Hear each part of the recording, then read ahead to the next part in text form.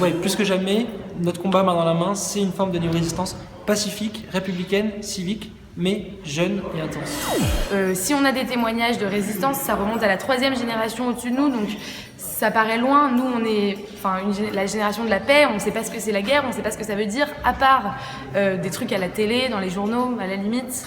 Et là, quand il se passe quelque chose comme ce week-end, c'est là qu'on se dit que oui, la néo-résistance, c'est maintenant, et la néo-résistance, elle s'applique à tout et bien au-delà. C'est vraiment malheureux et triste qu'il faille un événement comme ça pour qu'on en prenne conscience, mais en tout cas, moi, ça m'a permis de me dire que stop, maintenant ça suffit, et je vais me battre sur tous les sujets, pas uniquement pour ce genre d'événement, sur tout le temps.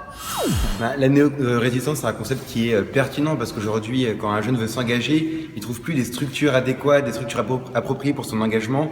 Il a besoin de recréer des nouvelles formes d'engagement qui vont avec son monde, qui vont avec son temps, avec des nouveaux outils qui doivent mettre au service de son engagement. Et c'est en ça que la néo-résistance, c'est un concept qui trouve aujourd'hui toute sa pertinence et toute son actualité. On est la première génération, on peut s'exprimer finalement tellement plus que les générations au-dessus de nous, mais pourquoi on le fait pas? Facebook, Twitter, parfois je poste un truc, j'ai 100 likes, je me dis il y a 100 personnes qui à ma modeste portée, il y a quand même 100 personnes qui l'ont vu. Mais donc si seulement on se mobilisait, si seulement on se rassemblait, on pourrait avoir une portée énorme. Et on le fait pas. On peut avoir des stratégies en réseau qui peuvent vraiment permettre de se rassembler tous ensemble dans des lieux différents et vraiment créer de l'émulation. Et ça, c'est pour ça que la néo-résistance, elle peut être horizontale et pertinente.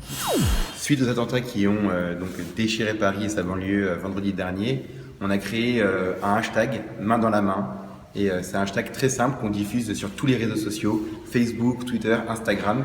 Et le but donc c'est de se retrouver vendredi prochain, vendredi 20 novembre, à 21h20, à l'heure à laquelle les attentats ont sévi dans Paris, et de tous sortir dans la rue et se donner la main.